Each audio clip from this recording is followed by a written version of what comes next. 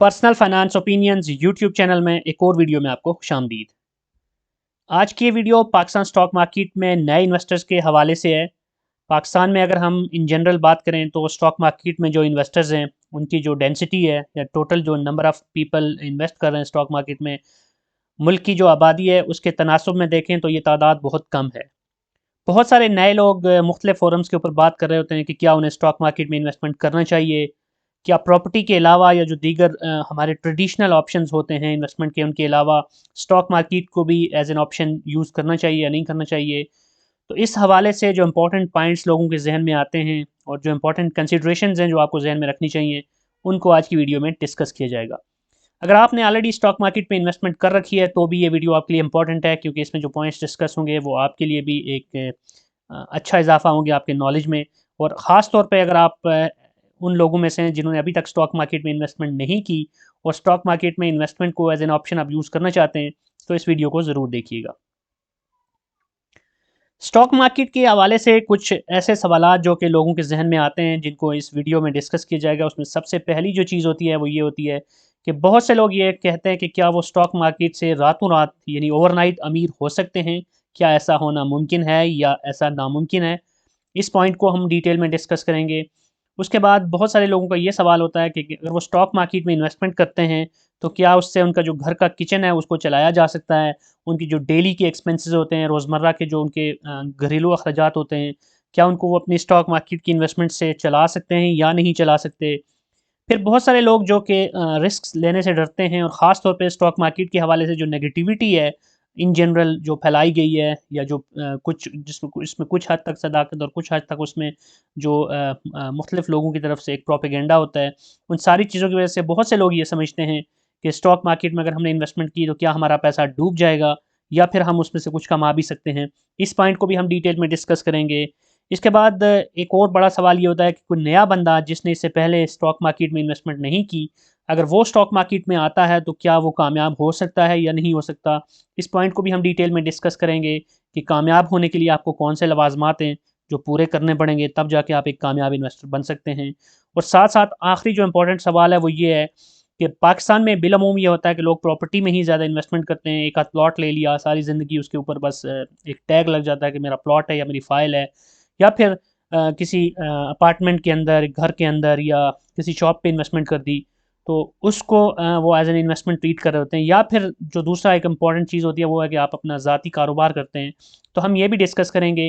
कि क्या stock market property से या ज़ाती जो कारोबार है उससे बेहतर ऑप्शन है या उससे बदतर ऑप्शन है, और कौन से इंपॉर्टेंट चीज़ें हैं जो आपको ज़हन में रखनी है इन 3 ऑप्शंस में से सेलेक्ट करते हुए।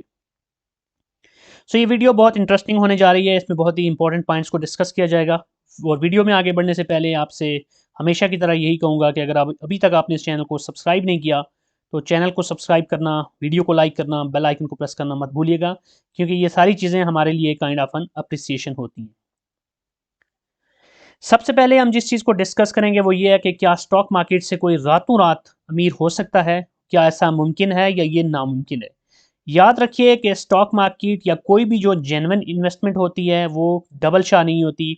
अगर आप ये चाहते हैं कि आप कहीं पैसा डालें और वो अलादीन का चिराग हो या कोई उस बोतल में से जिन निकले जो आपके पैसे को फौरी तौर पे डबल कर दे, या ट्रेडिशनली हमने हिस्टोरिकली देखा था कि एक डबल शाह साहब आए थे, जिनको आप पैसे देते थे, वो आपके पैसे कुछ थोड़े से अरसे में डबल करके आपको दे देते थे। तो ये चीज़ आप अपने ज़हन से निकाल लें कि स्टॉक मार्केट में ऐसा कोई सीन नहीं है। आप अगर कोई भी जेन्युइन सरमायाकारी करते हैं, स्टॉक मार्केट में करते हैं, किसी रियल फिज़िकल बिज़नेस में करते हैं, तो वहाँ पर आपको एक टाइम चाहिए होता है आपकी जो इन्वेस्टमेंट है उसको मैच्योर होने के लिए, और उस इन्वेस्टमेंट के ऊपर आपने फिर उस इन्वेस्टमेंट को रीस्केल करना होता है, रीबैलेंसिंग करनी होती है, उसको आपने देखना होता है कि उसमें अगर कोई एडजस्टमेंट की ज़रूरत है, कोई बेहतरी की ज़रूरत है। तो बहुत सारी चीज़ें होती हैं जिनको आपने देखना होता है, और उसके बाद एक रियलिस्टिक प्रॉफ़िट आप उसमें से एक्सपेक्ट कर सकते हैं, जो कि मुख्तलिफ इंटरनल और एक्सटर्नल फैक्टर्स के ऊपर बेस होता है। ऐसा कोई भी सीन नहीं है कि आपने पैसा लगाया और आप कहें कि कुछ अरसे में वो आपका डबल हो जाएगा, फिर उसको आप दोबारा इन्वेस्ट करें तो वो फिर 4 गुना हो जाएगा। ऐसी कोई चीज़ नहीं है। अगर आप ये चीज़ ज़हन में रख के स्टॉक मार्केट में आना चाहते हैं तो सबसे पहले आपको अपनी इस गलतफ़हमी को दूर करना होगा। दूसरा इंपॉर्टेंट पॉइंट इस तनाज़ुर में ये है कि स्टॉक मार्केट में जो उतार-चढ़ाव होता है वो बहुत ज़्यादा होता है, वोलेटाइल मार्केट होती है, और जो मुल्की लेवल पे और इंटरनेशनल लेवल पे माशी, इक़्तिसादी, सियासी हालात होते हैं और दीगर बहुत सारे जो फैक्टर्स होते हैं, उनका स्टॉक मार्केट पे बराह रास्त असर पड़ रहा होता है। मिसाल के तौर पर इंटरनेशनली अगर किसी किस्म का कोई कॉन्फ्लिक्ट आता है, जैसे रिसेंटली रशिया और यूक्रेन की वार है, तो उसकी वजह से जब इंटरनेशनली मार्केट स्लो डाउन हुई है, तो उसका असर स्टॉक मार्केट पे हुआ है। इसी तरह मुल्क की सतह पे जब मुल्क के अंदर इन्फ्लेशन बढ़ती है, इंटरेस्ट रेट बढ़ता है या फिर ओवरऑल इकानमी किसी तरह के स्ट्रेस का शिकार होती है, तो उसका बराह रास्त असर स्टॉक मार्केट पे जाता है। इसी तरह मुल्क के जो सियासी हालात हैं, सियासी जो इंस्टेबिलिटी होती है, खींचातानी होती है सियासी जमातों की, उसका भी बराह रास्त असर स्टॉक मार्केट पे पड़ रहा होता है। तो ये चीज़ आपने ज़हन में रखनी है कि स्टॉक मार्केट में आप ये नहीं एक्सपेक्ट कर सकते कि अगर आज चीज़ें ऊपर जा रही हैं तो वो कल भी ऊपर जा रही होंगी, या ये भी एक्सपेक्ट नहीं कर सकते कि वक्ती तौर पे अगर स्टॉक मार्केट बहुत ज़्यादा नीचे आ गई है, ज़्यादातर शेयर जो हैं वो नीचे चले गए हैं, तो वो नीचे ही रहेंगे। यहाँ पर अप एंड डाउन लगा रहता है और स्टॉक मार्केट की खूबसूरती यही है कि ये जब अप एंड डाउन होती है तो आपको अपॉर्चुनिटीज़ दे रही होती है। जब वो नीचे जाती है तो आपके लिए अपॉर्चुनिटी होती है कि आप उसमें बाय करें, जब वो ऊपर जाती है तो आपके लिए अपॉर्चुनिटी होती है कि आप प्रॉफिट टेकिंग करें। तो ये वो सारी चीज़ें हैं जो कि स्टॉक मार्केट का जो बिज़नेस है या स्टॉक मार्केट की जो इन्वेस्टमेंट है उसका हुस्न है। इसके बाद एक और इम्पॉर्टेंट चीज़ ये है कि स्टॉक मार्केट में पैसा कमाने के लिए जो बुनियादी शर्त है, जिसको मैं एक आपके लिए ये कहूँगा कि आपके लिए आपके ऊपर फ़र्ज़ है, वो है कि मुस्तकिल मज़ाजी होनी चाहिए। स्टॉक मार्केट कोई ऐसी चीज़ है नहीं कि इसमें आप सिर्फ़ एक पिकनिक मनाने के लिए आएँ और वक्ती तौर पे कुछ पैसा डालें और आप उसके बाद बस ये एक्सपेक्ट कर लें कि अब सब अच्छा हो जाएगा और आप एक अमीर तरीन शख्स बन जाएँगे। वारेन बफ़े की एग्ज़ाम्पल तो सब देते हैं, लेकिन आपने ये ज़हन में रखना है कि वारेन बफ़े बनने के लिए आपको बहुत ज़्यादा पापड़ बेलने पड़ते हैं और वो भी एक आइडियल या एक्सेप्शनल केस होता है। हर बंदा वारेन बफ़े नहीं बन सकता और ज़रूरी नहीं है कि आपकी जो जिस तरह की आपकी इन्वेस्टमेंट अपॉर्च्युनिटीज़ आपके पास हैं या जिस तरह की आपकी इन्वेस्टमेंट अप्रोच है, तो वो उससे मैच कर रही हो। तो ये हमेशा आपने ज़हन में रखना है कि स्टॉक मार्केट में पैसा कमाने के लिए मुस्तकिल मिज़ाज होना बहुत ज़रूरी है। आपको एक कंसिस्टेंट अप्रोच के साथ चलना होगा, रेगुलरली अपने आप को स्टॉक मार्केट में इन रखना होगा, अपनी इन्वेस्टमेंट्स को, अपने पोर्टफोलियो को बिल्ड करना होगा, उसको डाइवर्सिफ़ाई करना होगा, उसमें बेहतर तरीके से आपने रीअलाइनमेंट करनी होगी, एडजस्टमेंट करनी होगी, बैलेंसिंग करनी होगी, तभी आप जाके स्टॉक मार्केट में बेहतर तौर पे पैसा कमा सकते हैं। यहाँ पर वारेन बफ़े का एक कोट जो कि बहुत ही पॉपुलर कोट है, उसको मैं यहाँ पे रिफ्रेश करके उसको उर्दू में आपके साथ शेयर करूँगा, जिसमें उन्होंने लिखा था कि स्टॉक मार्केट एक ऐसा आला है या टूल है कि जिसके ज़रिए पैसा बेसब्रे लोगों से सब्र वाले लोगों में मुंतकिल हो जाता है। तो इस चीज़ को आपने ज़हन में रखना है, ये बहुत ही एक गोल्डन रूल के तौर पे आपने ट्रीट करना है कि अगर आप सब्र से काम नहीं लेंगे, वक्ती तौर पे अप्स एंड डाउन से पैनिक करेंगे, अपने शेयर्स को बेचेंगे या उसकी वजह से और इसी तरह बेसब्रे होकर कभी शेयर को ख़रीद लेंगे, प्रॉपर रिसर्च नहीं होगी, प्रॉपर अंडरस्टैंडिंग नहीं होगी, तो आप बेसब्रे लोगों में होंगे और आपका जो पैसा है वो फिर इस टूल के ज़रिए यानी स्टॉक मार्केट के ज़रिए उन लोगों को ट्रांसफ़र हो रहा होगा जो सब्र करने वाले हैं, जो पेशेंस वाले हैं और जो कंसिस्टेंट है और मुस्तकिल मिज़ाज है। इसके बाद जो दूसरा क्वेश्चन लोगों के ज़हन में होता है वो ये होता है कि क्या स्टॉक मार्केट से आप अपने घर का किचन चला सकते हैं? यानी जो आपके रोज़मर्रा के अखराजात हैं घर के, हर घर की एक ज़रूरत होती है और पाकिस्तान में इस वक़्त जो इन्फ्लेशन है उसके हिसाब से बात की जाए, तो आपको जो अपने बच्चों की स्कूल की फ़ीस हो गई, घर के अखराजात हो गए और किचन के अखराजात हो गए, दीगर जो आपके मिसलेनियस एक्सपेंसेस हैं, जो कि आपको चलाने होते हैं, क्या वो आप किचन अपना स्टॉक मार्केट में इन्वेस्टमेंट करके चला सकते हैं या नहीं? तो उस हवाले से सबसे इम्पोर्टेंट चीज़ ये है कि स्टॉक मार्केट में आप आइदर ट्रेडर हैं या इन्वेस्टर हैं। इन एनी केस जो आपको इनकम आ रही होती है, जो कमाई हो रही होती है, वो कंसिस्टेंट हो ये ज़रूरी नहीं है। स्टॉक मार्केट में कभी ऐसे भी होता है कि बहुत ज़्यादा अगर आप ट्रेडर हैं तो आपको अपॉर्च्युनिटीज़ मिल रही होती हैं, अच्छी ट्रेड्स हो रही होती हैं आपकी और ये भी पॉसिबल है कि स्टॉक मार्केट में जैसे अभी की सूरत-ए-हाल को देखें तो स्टॉक मार्केट में बहुत ज़्यादा नीचे चला गया है सब कुछ, तो ये भी पॉसिबल है कि आप लॉस में हों। फिर अगर आपने लॉन्ग टर्म इन्वेस्टमेंट भी की हुई है तो आपको जो डिविडेंड मिल रहे होते हैं, तो ज़रूरी नहीं कि हर कंपनी हर वक्त डिविडेंड दे। As an example international steels limited में अगर किसी ने इन्वेस्टमेंट की हुई थी तो वो हमेशा डिविडेंड देती थी, लेकिन इस दफ़ा उसका भी जो स्टील सेक्टर के ऊपर जो स्ट्रेस आया है और उनका बिजनेस जो है वो इम्पैक्ट हुआ है, इस वजह से उन्होंने अभी जो रिजल्ट अनाउंस किया उसमें कोई डिविडेंड नहीं दिया। आज के दिन Engro power gen Qadirpur limited का रिजल्ट मैं देख रहा था, उन्होंने कोई डिविडेंड नहीं दिया। इसके बरक्स कल मैंने एक वीडियो भी शेयर की थी एंग्रो पॉलीमर की, उन्होंने एक डिविडेंड अनाउंस किया है। तो ये वो चीज़ें हैं जो कि कंसिस्टेंट नहीं होती, कभी कंपनीज़ डिविडेंड देती हैं, कभी नहीं देती। इसी तरह कभी किसी कंपनी के शेयर में आपकी अच्छी ट्रेड हो जाती है, कभी नहीं होती। तो इसको आप एक कंसिस्टेंट इनकम स्ट्रीम के तौर पे शुरू के दिनों में ख़ास तौर पे नहीं ले सकते, उस वक़्त तक कि जब तक आपका पोर्टफोलियो एक डाइवर्सिफ़ाइड और मैच्योर पोर्टफोलियो ना बन चुका हो। दूसरी बात ये है कि नए इन्वेस्टर ख़ास तौर पे जो होते हैं वो स्टॉक मार्केट में मुकम्मल तौर पे इन्हिसार करें, ये मुमकिन नहीं है। और ये कभी भी रिकमेंडेड भी नहीं है कि आप अपने सारे अंडे एक बास्केट में डाल दें, क्योंकि उसमें आपका जो रिस्क फैक्टर होता है वो ज़्यादा हो जाता है। तो अगर आप नए इन्वेस्टर हैं तो स्टॉक मार्केट में आप इन्वेस्टमेंट एक ग्रेजुअल अप्रोच के साथ करें, उसमें डाइवर्सिफिकेशन करें और साथ साथ स्टॉक मार्केट से हट के भी जो बाकी एवेन्यूज़ हैं उसको भी एक्सप्लोर करें। और आपका जो डाइवर्सिफ़ाइड पोर्टफोलियो है वो ऐसे होने चाहिए कि उसमें मुख्तलिफ ऑप्शंस आपके पास हों। फॉर एग्ज़ाम्पल मेरी रिकमेंडेशन ये होगी कि स्टॉक मार्केट के अंदर भी आप जो शेयर ख़रीदते हैं उसमें आपके कुछ ऐसे वैल्यू स्टॉक्स हों या ब्लू चिप स्टॉक्स हों जो डिविडेंड पेइंग स्टॉक्स हों। फिर थोड़ी-सी आपकी इन्वेस्टमेंट ऐसी हो जो कि कैपिटल गेन के लिए हो। कुछ हद तक आप ऐसे शेयर्स भी ले सकते हैं थोड़े से अमाउंट में जो कि रिस्क जिसमें ज़्यादा हो, लेकिन रिस्क ज़्यादा होगा तो पोटेंशियली उसमें गेन के भी चांसेस ज़्यादा हैं। उसके अलावा स्टॉक मार्केट से हट के आपके पास पोर्टफोलियो ऐसा होना चाहिए, आपका ओवरऑल जो इन्वेस्टमेंट है उसमें ऐसी डाइवर्सिफिकेशन हो चाहिए कि आपके पास मे बी कोई रेंटल प्रॉपर्टी हो जहाँ से आपको रेंटल आ रहा है, प्लस मे बी आपकी प्राइमरी जॉब या प्राइमरी कोई स्मॉल बिजनेस है वो भी हो। और साथ साथ अगर आप उससे हट के फिर दीगर जो सेफ ऑप्शंस होते हैं लाइक इस्लामिक सर्टिफिकेट्स हो गए या कुछ इस तरह की चीज़ें, या किसी फिजिकल जो बिजनेस है उसमें पार्टनरशिप। तो अगर इस तरह करके आप एक डाइवर्सिफ़ाइड पोर्टफ़ोलियो बनाते हैं, तभी आप बेहतर तौर पे अपने घर का किचन चला सकते हैं, आप रोज़मर्रा के अखराजात को पूरा कर सकते हैं। सोलली किसी भी एक सोर्स के ऊपर या एक ऑप्शन के ऊपर अगर आप जाएँगे, ख़ास तौर पे एज़ अ न्यू इन्वेस्टर, तो वो आपके लिए एक अच्छी स्ट्रैटेजी नहीं कंसीडर की जाएगी। इसके बाद एक और जो सवाल, एक खौफ़ बहुत सारे लोगों के ज़हन में होता है, वो ये है कि क्या स्टॉक मार्केट में जब हम इन्वेस्टमेंट करते हैं, तो हमारा पैसा डूब सकता है? इस हवाले से बहुत ही इंपॉर्टेंट पॉइंट ये है कि कोई भी बिज़नेस है या कोई भी इन्वेस्टमेंट है तो उसमें जो रिस्क होता है और रिस्क होता है इसका चोली दामन का साथ होता है। अगर आप कभी भी रिस्क नहीं लेंगे तो आप कभी भी बड़े इन्वेस्टर नहीं बन सकते या बड़े बिजनेसमैन नहीं बन सकते या आपके पैसे मल्टीप्लाई नहीं हो सकते।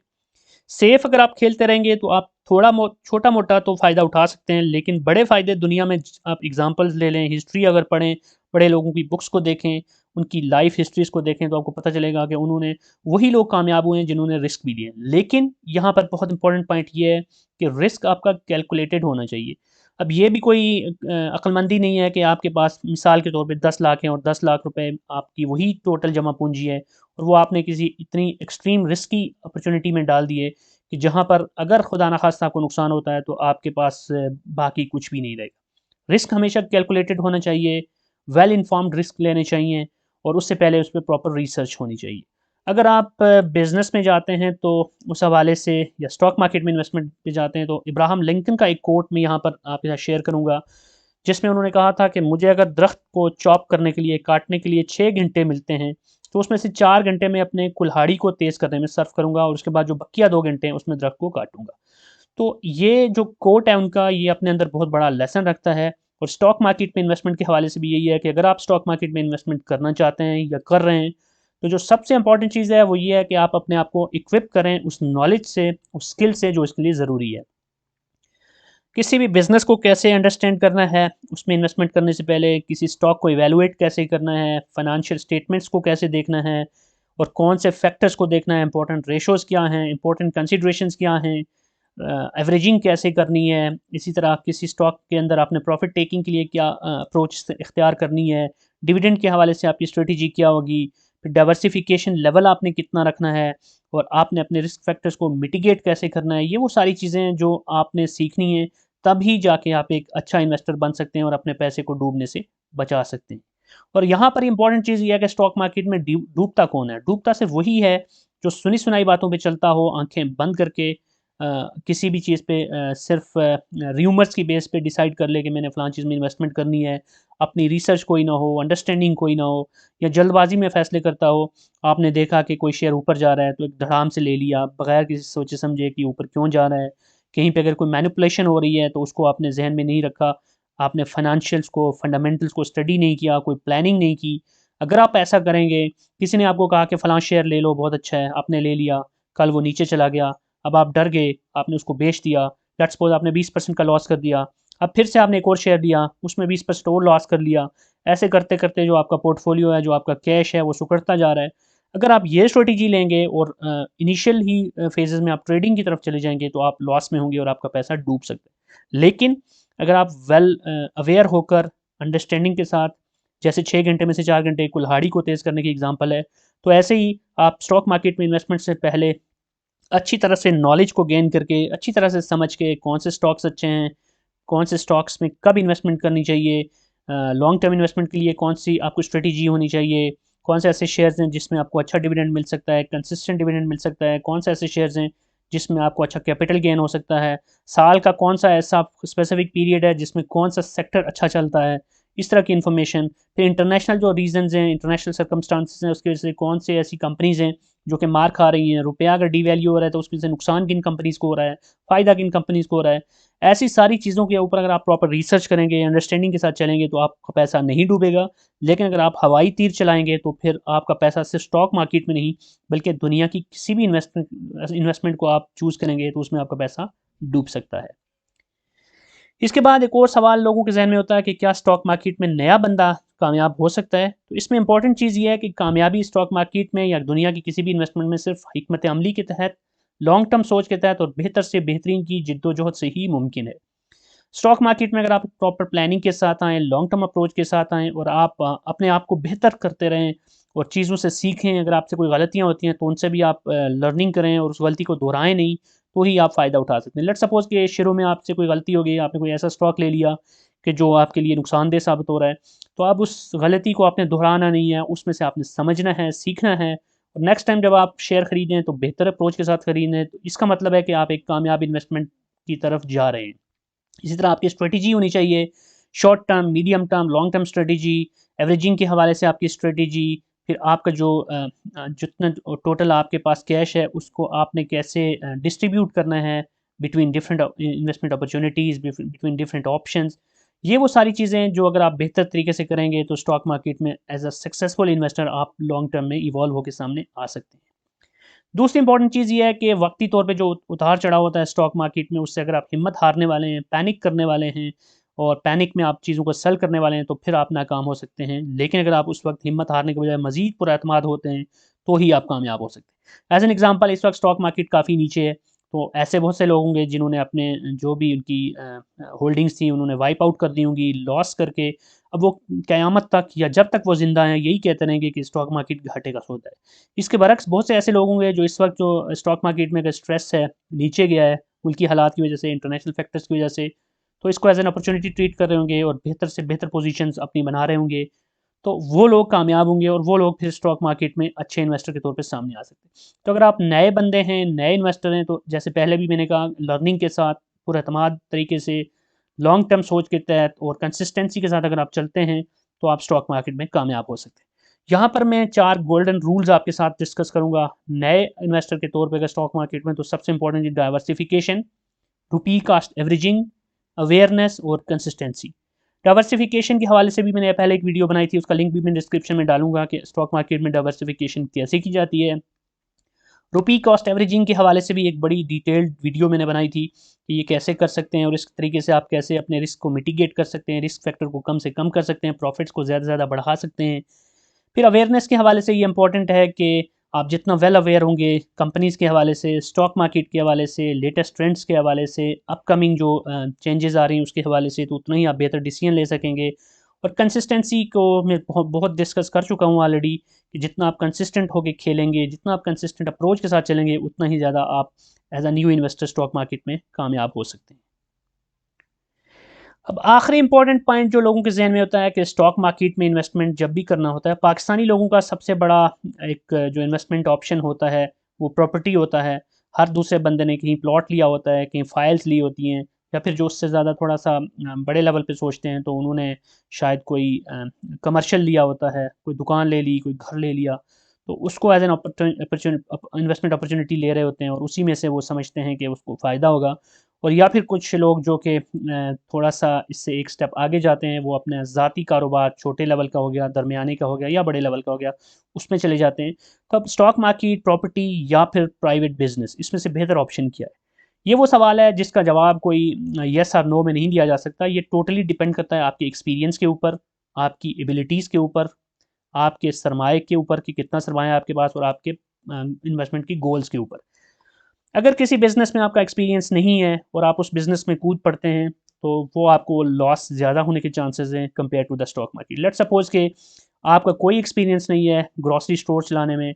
सारी ज़िंदगी आपने ₹2 की टॉफ़ियाँ भी नहीं बेची किसी दुकान पे बैठ के, और आप ग्रॉसरी स्टोर खोल लेते हैं,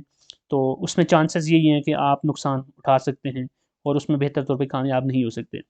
इसके बरक्स एक बंदा है, उसका एक्सपीरियंस है लेट्स सपोज कैटल फार्मिंग के अंदर, तो अगर वो कैटल फार्मिंग की तरफ जाता है with on the basis of experience, तो उसके लिए वो कारोबार एक सक्सेसफुल हो सकता है। इसे आपकी एबिलिटीज़ के ऊपर डिपेंड करता है। अगर आप आईटी से रिलेटेड हैं, सॉफ्टवेयर से रिलेटेड हैं, आप एक सॉफ्टवेयर हाउस खोलते हैं या आप आईटी कंसल्टेंसी फर्म बनाते हैं, तो वो आपकी एबिलिटीज़ आपके स्किल सेट से मैच कर रहा है, तो आप उसमें सक्सेसफुल हो सकते हैं। लेकिन इसके बरक्स एक बंदा जिसकी इस फील्ड के अंदर कोई एबिलिटीज़ नहीं है, जिसने कभी कंप्यूटर को हाथ भी नहीं लगाया, तो वो अगर इस तरह के बिज़नेस में जाता है, तो उसके चांसेस सक्सेस के कम होंगे।